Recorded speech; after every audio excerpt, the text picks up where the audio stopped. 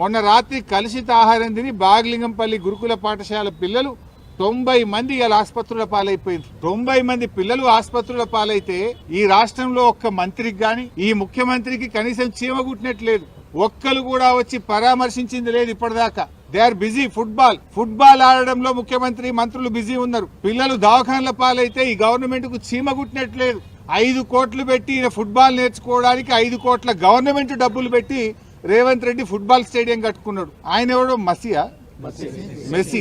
ఆ messy వస్తాడట. మెస్సీతో football ఆడడానికి ఈ మేస్త్రి ఫుట్బాల్ ఆడడానికి సింగరేణి పైసలు బడా బడా కంపెనీల మీద ఒత్తిడి పెట్టి 100 కోట్ల రూపాయలు ఖర్చు పెట్టి ఈయన ఫుట్బాల్ షోకు తీర్చుకుంటుండు. ఆ 100 కోట్లతోని ఓ మంచి హాస్టల్ కట్టు, పిల్లలకు కడుపు నిండా అన్నం పెట్టు, ఓ స్కూల్ కట్టు. నువ్వు సిఎస్ఆర్ డబ్బులతో, సింగరేణి డబ్బులతో, ప్రభుత్వ డబ్బులతో స్టేడియాలు కట్టుకునేంది, ఈ ఫుట్బాల్ షోకులు తీర్చుకోవడం ఏంది? ఇవాళ అక్కడ కొండాపూర్ హాస్పిటల్లో పిల్లలు ఉన్నారు.